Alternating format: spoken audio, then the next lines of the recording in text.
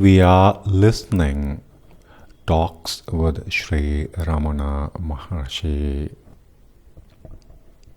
Now, time for talk 133.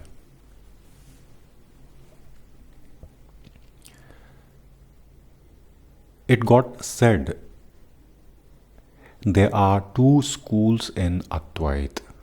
One, Drishti-Srishti, that is simultaneous creation, and the other one, Srishti-Drishti, that is gradual creation.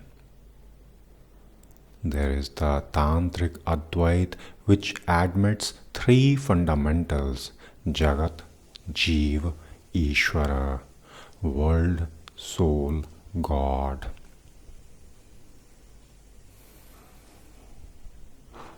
These three are also real, but the reality does not end with them. It extends beyond. That is the Tantric Advaita. The reality is limitless. The three fundamentals do not exist apart from the absolute reality. All agree that reality is all pervading. Thus, Isvara pervades the jiva. Therefore, the jiva has eternal being. His knowledge is not limited. Limited knowledge is only imagined by that jiva or by him. In truth, he is infinite knowledge. Its limit is silence. This truth was revealed by Dakshinamurti. For those who still perceive these three fundamentals, they are said to be realities, and they are concomitant with the ego. So this was about Tantric Advaita. Further, true, the images of gods are described in great detail. Such description points only to the final reality. Otherwise, why is the special significance of each detail also given? Think. The image is only a symbol. Only that which lies beyond name and form is reality. Saiva, Siddhanta and Vedanta have the common aim of the same truth. Otherwise, how could Sri Shankaracharya, the greatest exponent of the Advaita, sing praises of gods? Obviously, he did so knowingly.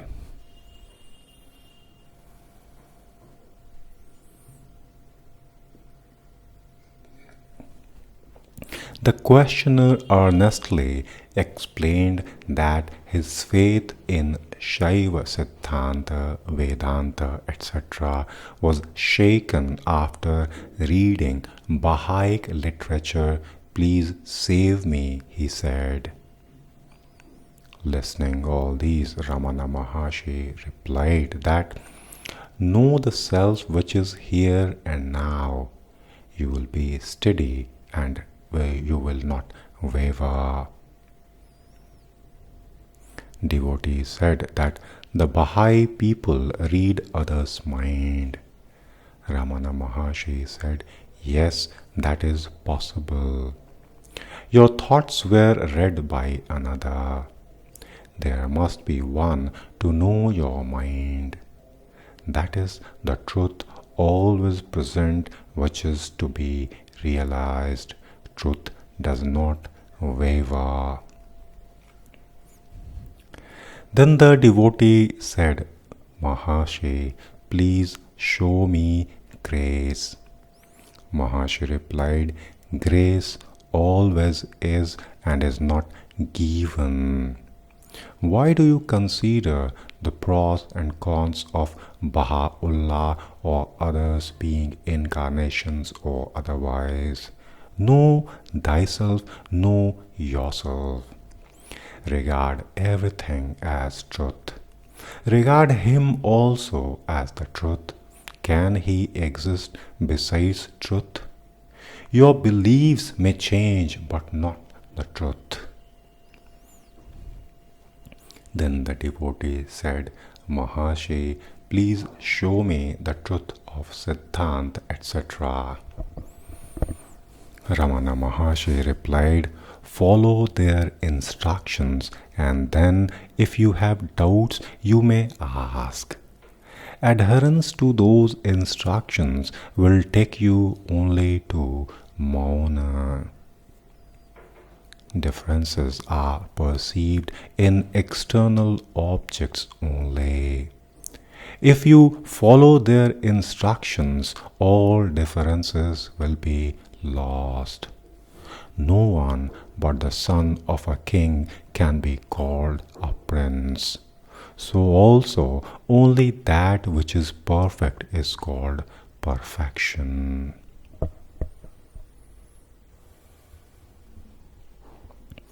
Maharshi said further that one should not be just contented with mere discipleship, initiation, ceremony of surrender, etc. These are external phenomena. Never forget the truth underlying all phenomena. Then that devotee asked that, Maharshi, what is the significance of the silence of Dakshinamurti? Maharshi replied, many are the explanations given by scholars and sages. Have it any way you please. But keep in mind, onto everything your mind is letting you see, underneath of everything where Maun exists, there lies the truth. Try to be more with that and less with the manifestation or the projections coming from that underlying reality or truth.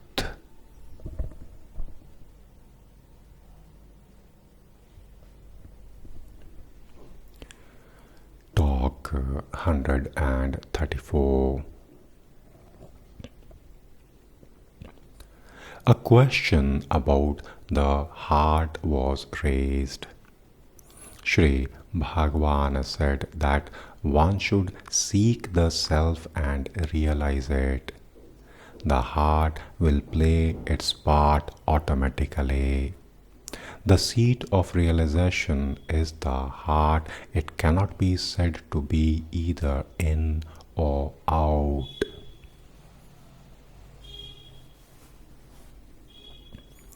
Then the devotee said, Bhagavan, did Bhagavan feel the heart as the point of realization in his first or early experience?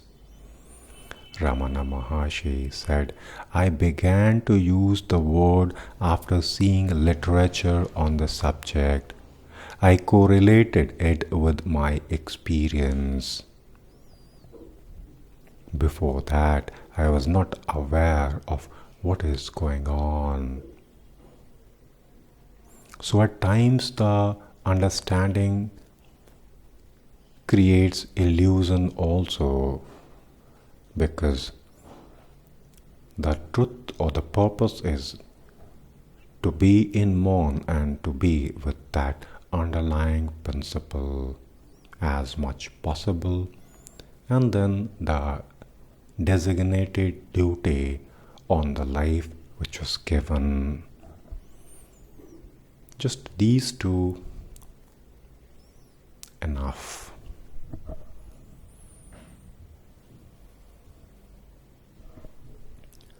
Talk 135. 3 European ladies from the Theosophical Conference came here and asked, is the whole scheme, the plan, really good? Or is it in the nature of an error, a mistake of which we have to make the best? Ramana Maharshi said, the plan is indeed good. The error is on our part. When we correct it in ourselves, the whole scheme becomes all right. Then the devotee asks that, have you any formula to teach us how to bring it about through a remembrance of what we do during sleep? Ramana Maharshi replied, no formula is needed. Everyone has the experience that he or she slept happily and knew nothing then. Nothing else was experienced. Devotee said, the answer does not satisfy me. We wander in the astral plane in our sleep, but we do not remember it. Maharshi replied, the astral plane is concerned with dreams, not with deep sleep. Then the devotee asked that, what do you consider to be the cause of world suffering, and how can we help to change it as individuals or collectively? To this, Maharshi replied, realize the real self. It is all that is necessary.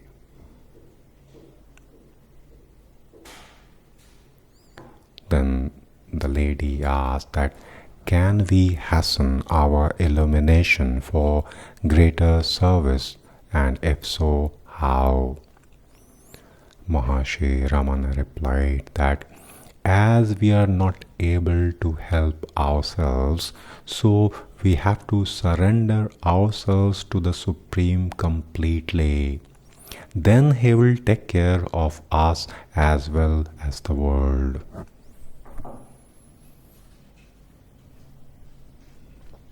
Then the devotee asked that, what do you consider the goal is? Maharshi replied, self-realization. Then the devotee asked that, is there any way to meet the appointed guru for each? Maharshi said, intense meditation brings it about. You take your quest so deep, then the eternity will surely help, because you are eternity wanting help from yourself. This is something which needs more contemplation.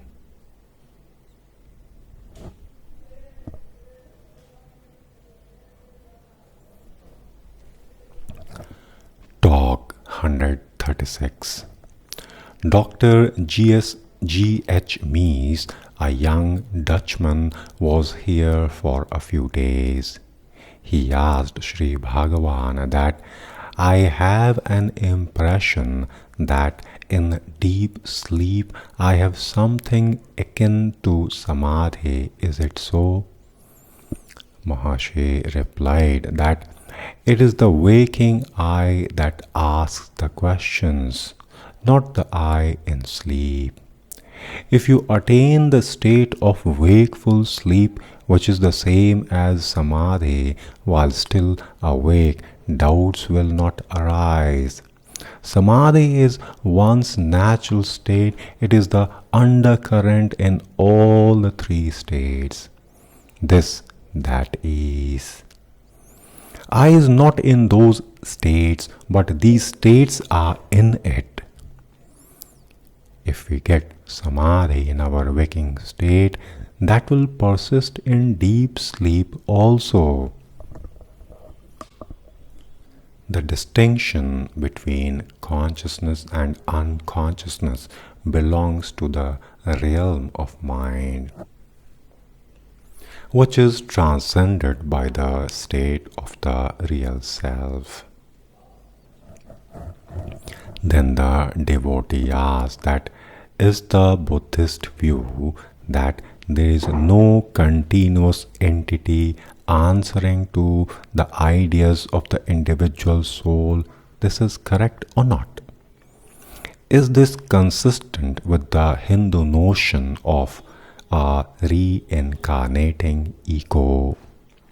Is the soul a continuous entity which reincarnates again and again, according to the Hindu doctrine, or is it a mere mass of mental tendencies or samskars? Ramana Maharshi to this said that the real self is continuous and unaffected. The reincarnating ego belongs to the lower plane, namely thought. It is transcended by self-realization. Reincarnations are due to a spurious offshoot. Therefore, it is denied by the Buddhists.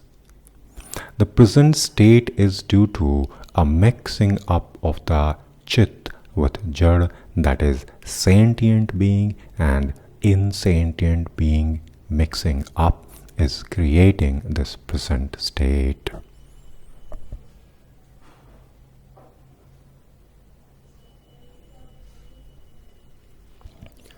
Talk 137.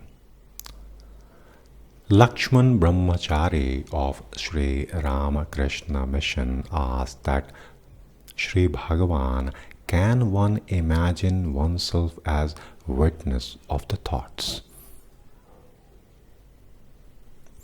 Ramana Maharshi replied, then that is not the natural state. It is only an idea or bhavana, an aid to still the mind. The self is ever the witness, whether so imagined or not. There is no need to do so or create any imagination for such purposes. But it is best to remain as one's self, and then what you said will become natural in time. What individual listen from the mouth of the realized individual, those are the training of the mind, because the presence of the divine teacher or master who is realized, their presence will surely lead one to the realization in time, because they or their presence will surely remove their ignorance. Then the state which one is seeking, it will become natural. So the divine master, what they communicate with their disciples are the great preparation for the day of realization, but the realization is already there, it is natural. Just that learning is how to live after that.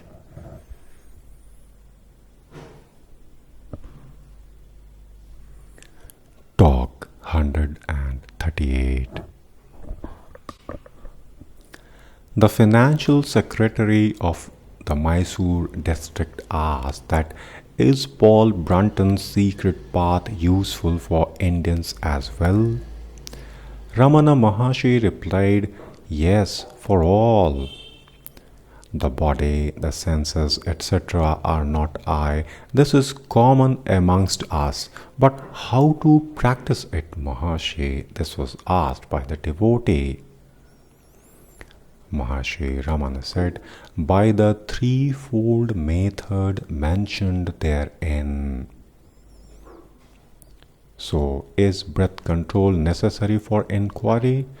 Maharshi Ramana said, not quite. Then the devotee said that there is a blankness intervening, it is said in the book. Maharshi Raman replied, yes, don't stop there. See for whom the blankness appears. For devotees, there is no blankness, it is said. Ramana Maharshi replied, even there is the latent state or laya. The mind wakes up after some time. Then what is the experience of Samadhi, Sri Bhagavan? Please guide us on this. Ramana Maharshi replied, Samadhi, it is as it is. For onlookers, it may seem to be a swoon. Even to the practitioner, it may appear so in the early experiences. After a few repeated experiences, it will be all right. Then the devotee asks that, do they soothe nadis or do they excite them by such experiences? Ramana Maharshi said, they are excited at first. By continued experience, it becomes common and the man is no longer excited.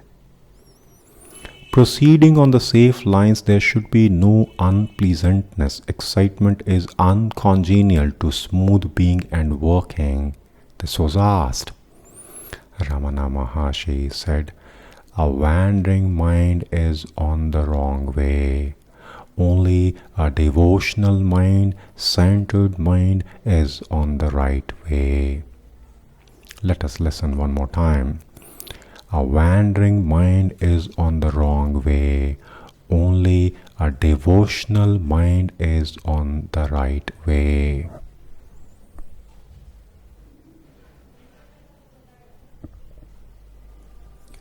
Talk 139. Mr. Elappa Chettiar, a member of the Legislative Council from Salem, asked, is it enough to introvert the mind or should we meditate on I am Brahma? Ramana Maharshi replied, to introvert the mind is the prime thing. The Buddhists consider the flow of I thought to be liberation, whereas we say that such flow proceeds from its underlying substratum, the only reality.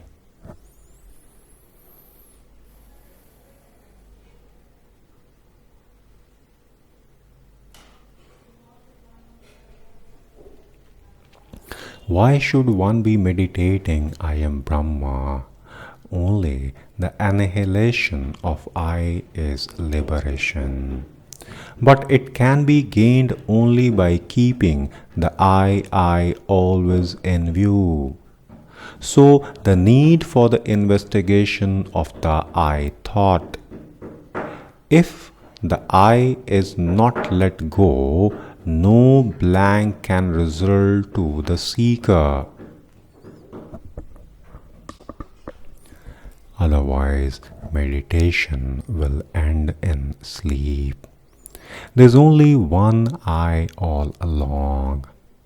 But what arises up from time to time is the mistaken I thought, whereas the intuitive I always remains self-shining, that is, even before it becomes manifest. He said further that the birth of the gross body does not amount to one's own birth. On the other hand, the birth of the ego is one's own birth. For liberation, nothing new remains to be gained. It is the original state and continues unchanged too. Talk 140. A devotee asked Maharshi Ramana that, what is reality? Maharshi Raman replied, reality must be always real. It is not with forms and names. That which underlies these is the reality.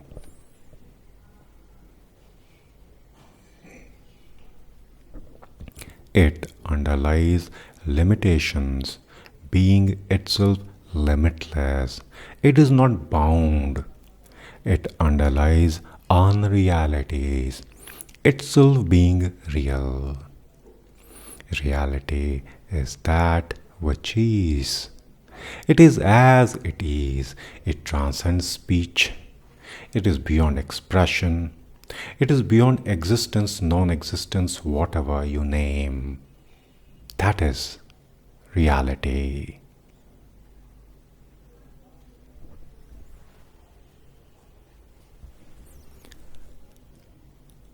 Then in the talk 141, the same man asked that after quoting a verse from Kaivalya, he asked that can Gyan be lost after being once attained? Ramana Maharshi replied, Gyan once revealed takes time to steady itself. The self is certainly within the direct experience of everyone, but not as one imagines it to be. It is only as it is. This experience is samadhi, just as fire remains without scorching against incantations or other devices, but scorches otherwise, so also the self remains veiled by vasanas and reveals itself when there are no vasanas. Owing to the fluctuation of the vasanas, Gyan takes time to steady itself. Unsteady Gyan is not enough to check rebirths. Gyan cannot remain unshaken side by side with vasanas. True that in the proximity of a great master, the vasanas will cease to be active. The mind becomes still and samadhi results, similar to fire not scorching because of other devices. Thus the disciple gains true knowledge and right experience in the presence of the master. To remain unshaken in it, further efforts are necessary. He will know it to be his real being and thus be liberated even while alive. Samadhi with closed eyes is certainly good, but one must go further until it is realized that actionlessness and action are not hostile to each other. Fear of loss of samadhi while one is active is the sign of ignorance. Samadhi must be the natural life of everyone.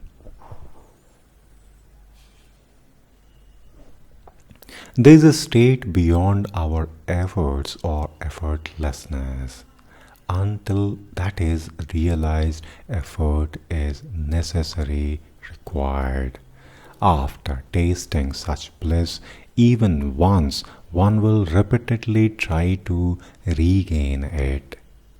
Having once experienced the bliss of peace, no one would like to be out of it or engaged himself otherwise.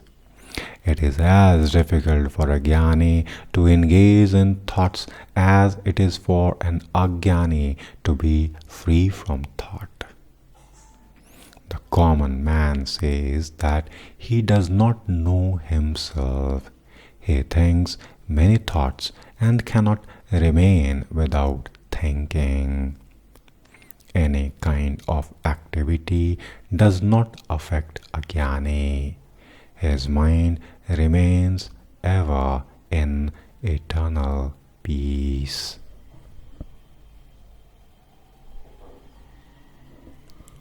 Hope You are very good after listening this. We take a pause now. Thanks for listening.